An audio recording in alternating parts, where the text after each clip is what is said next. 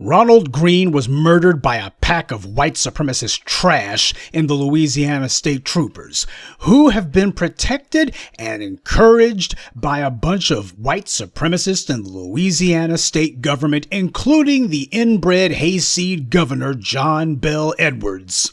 And for the record, Governor Edwards is a Democrat.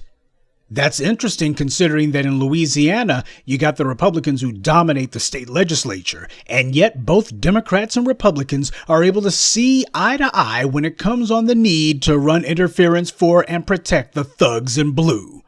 This murder occurred 2 years ago, and yet the governor claims that it's still under investigation 2 years later.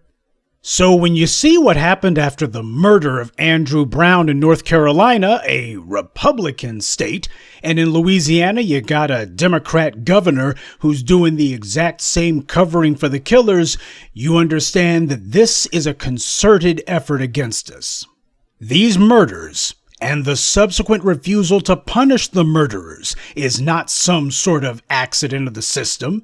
This is them telling you this is what we're doing. We are all united and arrayed against you, and we're going to make sure that nothing happens. When a group of people are being continually murdered with complete impunity, do they not have a right to defend themselves? Indeed, to be proactive in their defense. If you're not already subscribed to this YouTube channel, go ahead and hit the subscribe button now, along with the bell icon so you can be notified whenever a new video is posted. And if you're already subscribed, check and make sure that YouTube hasn't unsubscribed you. And of course, be sure to give the video a like, as well as share it on your social media. The white supremacists hate that. The murder of Ronald Greene is vomitous, sickening, infuriating, and enraging as it should be to anyone with a moral compass. But the one thing we cannot say that it is surprising. Nor is the collaboration of the so-called Democrat governor of that state. By the way, as I posted for you on Twitter, John Bel Edwards was also the governor of Louisiana 5 years ago when Gavin Long was accused of having punished the Baton Rouge Police Department. It was Bel Edwards himself who said, to the black community, no less, "What happened wasn't justice." But of course, Governor Hayseed is nowhere to be found when the issue of Ronald Greene comes up. All of a sudden, John Bel Edwards is somewhere around the moonshine still, or what have you, but he's not granting any interviews and he's not speaking on the matter. 2 years? This was just like in Chicago with the murder of Laquan McDonald. That also had video that the Democrat authorities kept covered up, and the Republicans did not at all have a problem with that. Notice how there's complete and thorough bipartisan support for covering up and defending the murders of black people. Democrats and Republicans can't agree on anything except for we gotta both work together to make sure that black people are killed with impunity as long as black folks sit on their hands and allow it. My most recent video that I posted just a few days ago was on this very subject, defending those who defend themselves.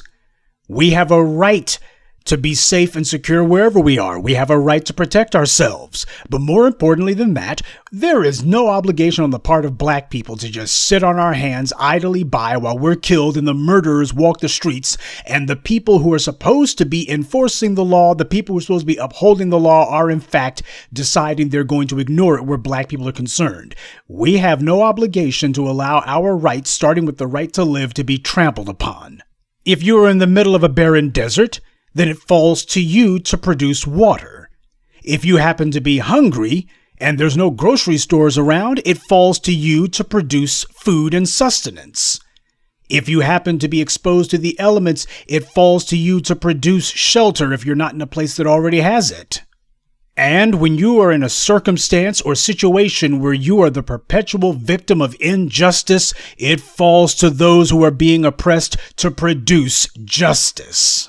When somebody is trying to lift an impoverished neighborhood, their own impoverished neighborhood, out of poverty, they have a right to do so, but they also have a right to expect that their neighbors and friends and family who are going to benefit from their efforts should support their efforts. When you have somebody who sees illiteracy and ignorance run rampant in their community, and they take steps to make sure the kids learn how to read, set up reading programs for people over 18 to make sure that there's literacy in their area, not only do they have a right to uplift the mentality of their people, but they also have a right to expect the support of the people who benefit from their efforts. When you have black people who are making it clear we are not going to be victims and not going to be targets, not only do they have the right to do so, but they also have the right to expect the support of black people when they're doing the right thing. The racist animals who murdered Ronald Greene, beat the man to death, electrocuted him to death, they did so because they understand that as long as black people are waiting for the John Bell Edwards and others, the friends, family, and acquaintances, the pals, buddies, and collaborators with these white supremacists to punish them, well, that means they're never going to be punished. And as black people, we have no obligation to just wait and see which one of us these white supremacists are going to beat to death, electrocute to death, murder, shoot to death next. We have no obligation to wait to see who's going to be the next victim. We know who the murderers are. This is a white supremacist army that is organized top to bottom. It's no accident that you have members of government who make it very clear that they stand with the murderers. They're not merely cheerleading for them. They are acting as support staff for these race soldiers, no different than if you have enemy combatants. On a battlefield, you happen to have those with the guns, but you also got individuals behind those with the guns, backing them up, supporting them, helping to coordinate their efforts, and helping to try to support them in any way that they can. This is what we are seeing from these so-called government officials, be they the DAs, be they the judges, be they the politicians. These are not merely murders by a pack of white supremacist trash. These are, in fact, executions being carried out under the aegis of the state. You got the politicians who are supporting it, the politicians who make it clear that unless the video comes to light or unless sufficient public pressure is put on them, why, they're not going to do anything about it. They are collaborators. They happen to be accessories to these murders because that's how they're acting. You see, in the case of Ronald Greene, using him as a case study, you had this narrative that these white supremacist trash in Louisiana tried to push that, well, there was only one of the state troopers who we're going to claim as the main one responsible for beating Ronald Greene to death. We're going to try to say this Hollingsworth character. We're going to say that he's the main one, and hopefully we can have him be the fall guy, and that'll get the heat off the rest of us. Well, Hollingsworth, when he found out that he was going to be fired by the state troopers, this Hollingsworth animal saw the uprisings last year and was like, oh man, I'm going the way of Derek Chauvin then. See, these bastards are cowards. Because this Hollingsworth character, as soon as he found out that he was going to be fired, he immediately decided that he was going to have a one-vehicle accident, as the white media calls it. And that's very interesting because that was the lie that they told about Ronald Greene. They claimed, oh, his injuries came from him having a one-car accident. He hit a tree or something. Even the medical examiner wrote that this, quote, that none of this adds up. But the thing is, that's the very lie that they themselves used. So call it what you want, the ancestors, Ogun, poetic justice, what have you, that the animal who they were going to try to turn into the fall guy for the murder of Ronald Greene, one of the murderers himself had the very thing happen to him that he tried to lie and claim happened to Ronald Greene. I guess some of the old folks were right. What comes out of your mouth will come into your life. Or death. But wouldn't you know that just to make it clear to the black community where the white supremacists in Louisiana stand, the Louisiana state troopers decided they were going to bury this white supremacist animal, and they even had an honor guard for him and all that. They showed up to make sure they wanted to show their support for him because of what he did. A good white supremacist race soldier. Here, we want to make certain that we show everybody we stand in solidarity and support for him. Because he was doing our work. He was doing the job. That's what they mean when they say we don't want them to be scared to do their job. Yeah, the unwarranted, violent killings of black people, that's their job. And they want to show that they were saluting him for doing his job. This is a complete and utter state of lawlessness, not just in North Carolina, not just in Louisiana, but nation freaking wide, worldwide. And what the white supremacists want is for black people to sit back and wait to see when they're going to start punishing the very race soldiers that they set up, put out there, and protect in the first place. This didn't happen in a vacuum. It happens on a continuum of support and protection for white supremacists who kill black people. I posted for you on Twitter. There are 4. In fact, I think there was actually one more of these animals who took part in the murder of Ronald Greene. These bastards are still on the loose. Jacob Brown, Randall Dickerson, Dakota DeMoss, and George Harper. That's the bastards' names. You have these so-called authorities in Louisiana who are saying that, well, we're going to charge them with simple battery. They took part in murder, not just murder, but torturing a man to death, assault, the whole 9 yards. And yet you got the authorities saying, well, we're just going to say simple battery. And the reason why, of course, is they are showing their support. They are showing that these guys carried out our wishes, our directives. These are the so-called political leaders. This is what a race war looks like. You got the political staff, the political class, who are throwing their full support, protection, and everything that they have behind their foot soldiers. This is precisely what happened in Nazi Germany, precisely what happened in the Soviet Union, precisely what happened in any authoritarian state from South Africa to North Korea. This is how it always goes. You can't be punishing them for it because they're carrying out what the directives are of the political leaders. Now, what are an oppressed people to do when this is the kind of opposition that they're facing? It is obvious that the reason that the murderers are not getting punished is because the politicians are not giving just a wink and a nod. They are giving their open, full-throated support, approbation, and encouragement. John Bigot Edwards, the governor, the little inbred down there, he had no problem 5 years ago saying that of Gavin Long, this wasn't justice. But with the family of Ronald Greene, he hasn't found any way to say what happened to Ronald Greene wasn't justice. Yeah, see, he doesn't have anything to say for that. By the way, this piece of dog crap, Edwards, he's been reelected. This is his second and final term. It's not as if he's going to get voted out or that he can be recalled or anything else. And yet what you see is he's not saying this crap. He is not protecting these murderers because he's scared that he's going to lose his job as governor. That's already secured. His problem happens to be, well, I'm supposed to get caked off by these guys. And well, this is my social circle and these are the people who I like. And well, truth be told, the similarities outweigh the differences. That's what this is really about. So you see, doesn't matter if it's Democrats or Republicans, doesn't matter if it's the East Coast or the Deep South, wherever, or the Midwest, it's the exact same pattern everywhere. And I don't believe that it's necessarily happenstance that this video has come to light now. Is the summer of 2021 going to be even hotter than the summer of 2020? Are people going to be taken to the streets, pulling up? The white supremacists are playing a game of chicken with decent black folks. They're playing a game of chicken, and the game is to see who blinks. It's a matter of, we're going to keep doing this mess because we're operating under the presupposition that that everyone's going to follow the rules except for us. That's the game that they're playing here. Oh, everybody's going to follow the law except for us. We're going to just do whatever we want to do, and we'll see how long it is before people decide, you know what? There is no law other than to make sure that these white supremacists are no threat to anyone.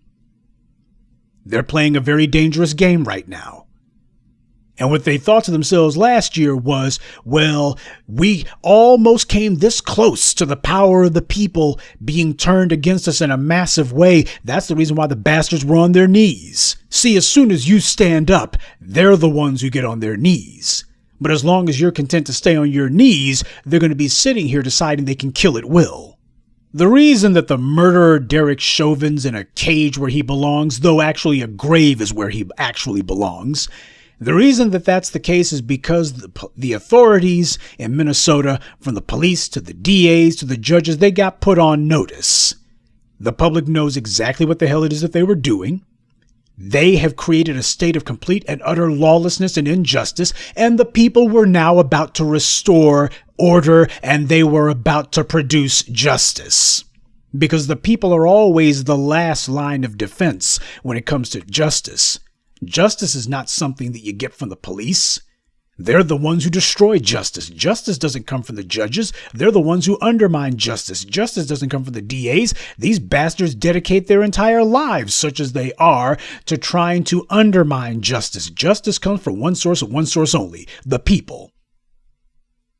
Now, you can have police and DAs and judges who are supposed to be the otherwise administrative custodians to carry out the functions that the people want. But whenever the police and the DAs and the judges decide we're not carrying out anything, we're going to instead be attacking the people, and we're going to take the very apparatuses that the people established in order to administrate justice, and we're going to turn it into a rubber stamp committee that'll sign off on any killing that our white supremacist thugs commit. When that occurs, you no longer have justice, and the people have every right to not just stand idly by while this goes on. They have to produce justice. They have to restore order from the white supremacist lawless mob. Nobody else is going to do it. And we have to support black folks who make it very clear that black people's safety and security, especially from state-sanctioned terror, is going to be assured. Black folks make it very clear we do not merely stand for our safety and security in the face of state-sanctioned violence, but we support those who do, so that they understand that they are not alone, so that they understand that people have their backs. We got the backs of the good guys. Because the only ones who have the thugs and blues back, well, you saw what happened on January 6th. Heck, there is no back the badge. Never was, never will be. There is back the white supremacist. Now there is that. But there is no back the badge, and they know that. That's why that Hollingsworth animal decided that he was going to kill himself. These bastards are cowards. The second that the public makes it clear, okay, it's time to boss up on you bastards, then all of a sudden they take a knee, they start trying to negotiate. Oh, they go from being a bunch of wannabe tough guys to all of a sudden they try to become these little half-assed diplomats. Can we talk this over? Oh my God, they're gonna punish me. I'd kill myself.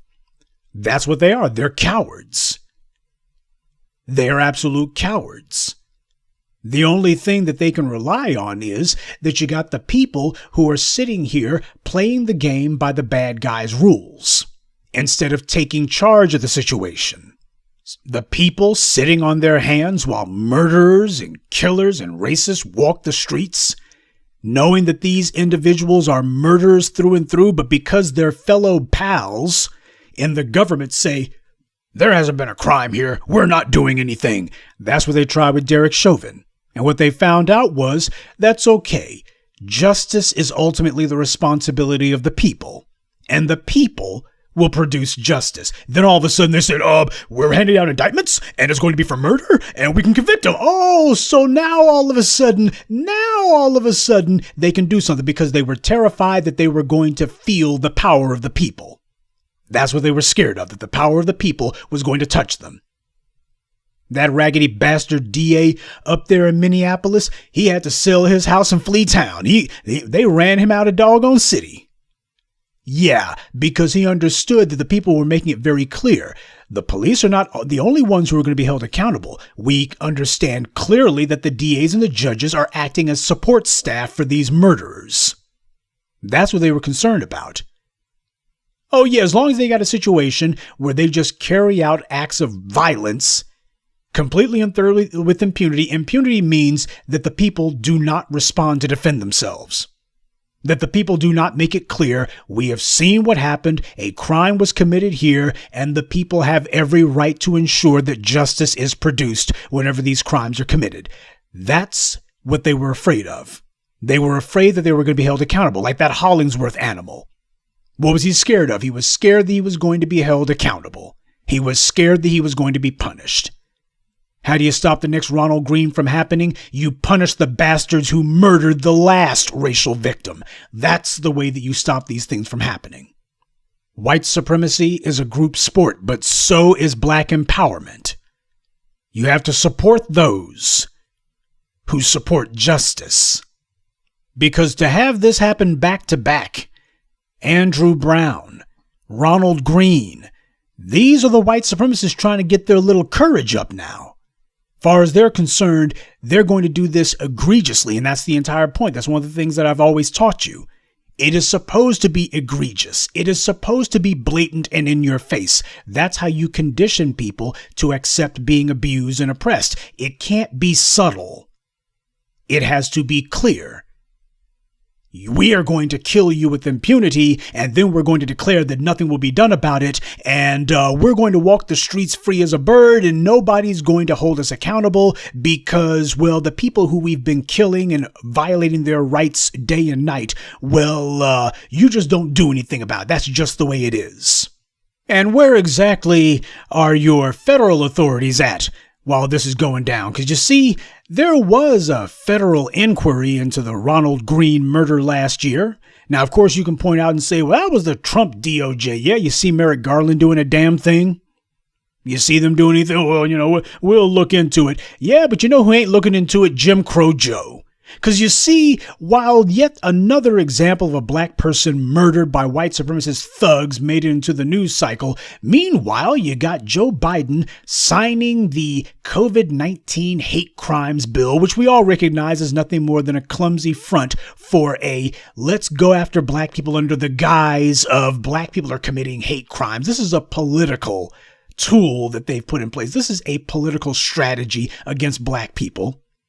Because after all, if black people are actually making traction, getting support around the world, and rallying the world against white supremacy by pointing out that we're the victims of hate crimes, well, this is nothing more than a 21st century version of what they did in the 60s. See, J. Edgar Hoover and others, they understood that people like Dr. King and Stokely Carmichael and Medgar Evers and others, the real leaders of the civil rights movement, they had successfully framed that struggle as a moral struggle, with black people having the unassailable moral high ground. Oh, you had a bunch of white folks, including the Kennedys. You had white people across the board, white politicians, white media types who made it very clear, we're going to array against you niggers and we're going to shout you down. We own the media. We got the media megaphone and we're going to shout you down. But it didn't work. It completely failed. Black people successfully framed the civil rights movement as a moral struggle. But J. Edgar Hoover and the Kennedys and others, white supremacists from the top of the government down to the hollers and whatever boondocks you can name, these scumbags, their idea was we got to dirty up the civil rights leaders. See, this is where lies like Dr. King was an adulterer, that's a lie. That's an urban legend created by the J. Edgar Hoover regime and the FBI. And the reason that they wanted to do that was for one reason alone. We need to be able to say that Dr. King's not a moral man, or he's immoral somehow. So you shouldn't listen to him about all these lynchings, all the rest of it. Even though that's a lie, the fact that you have the white media made it a point, we're going to repeat this lie day and night, and hopefully somebody will believe it if we just repeat it long enough. That's what they did in the 60s. If black people successfully frame the racial conflict in moral terms, then we have to point to whomever the black icons or figureheads, wherever the black symbols are, or black people who become symbolic, we got to be able to point to them and say they're immoral somehow. That's what they did in the 60s, and that's what you see going on here. Black people successfully frame all of this anti-black violence in moral terms. The rest of the world looks and says, hey, they're right. Look what's going on in the United States. And now it's a matter of, well, we got to say that black people are the ones committing the hate crimes. The times may change, but the lies and the liars remain the same. Joe Biden today signed the COVID-19 hate crimes bill, which passed both the House and the Senate. So Kamala Harris, who told black folks, you think I'm going to do something that only benefits black people? No! And the roly-poly Martins, the Cedric Richmonds and the others who said, well, you got to give Biden's times now. I mean, y'all asking, do something only for black folks. Now, you got to give them, it's hard to get this stuff. Yeah, whenever this COVID bill for Asians, that wasn't hard at all. And you didn't hear Biden saying anything about, well, now that we got this hate crime bill for Asians, we need to pass the George Floyd Act. Even symbolic though it may be, there are some things in it which, if they became law, would be useful. Which is why you got Negro Jim Clyburn saying, well, qualified immunity doesn't have to be outlawed. We can keep qualified immunity. That doesn't have to, the end of qualified immunity doesn't have to be part of any police bill. They're already setting the stage for basically something that will only say George Floyd's name on it, but in fact will have absolutely nothing to it. No teeth, no provisions, and of course will never be acted upon.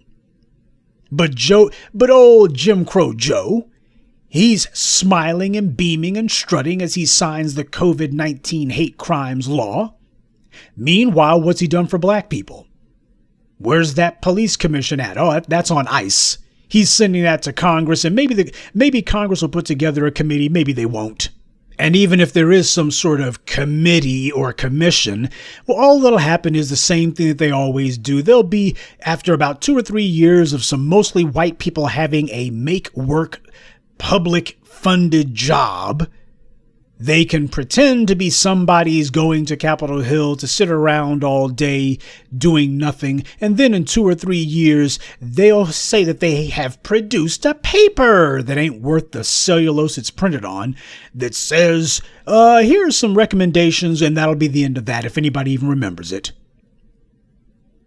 Yeah, so the police commission, forget about it. George Floyd Policing Act, Joe Biden ain't talking about it. Hey, is Merrick Garland going to crack down on all this anti-black violence? Ain't happening either, and Joe Biden's not calling for it. So here he is, nothing for black people. By the way, where are all of those black Biden supporters at? I've been looking for the shea butter bootlicks. I've been looking for the ski-wee morons. I've been looking for all these bastards, the same idiots who were out there cheerleading for Biden 6 months ago, the Kamala bots, all the rest of those sock puppet accounts. Where the hell are these people at now?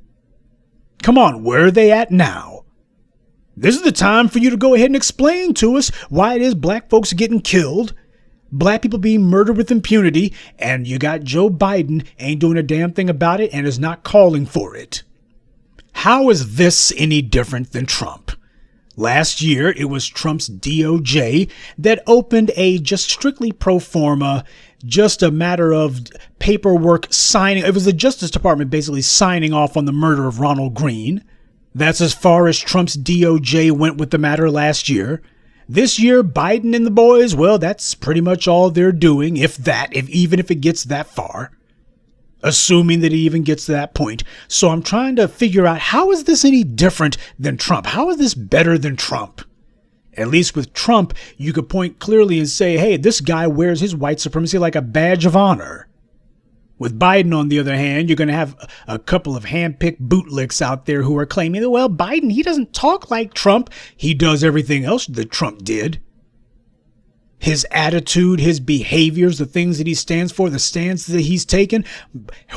I've done more for black people than anyone you know.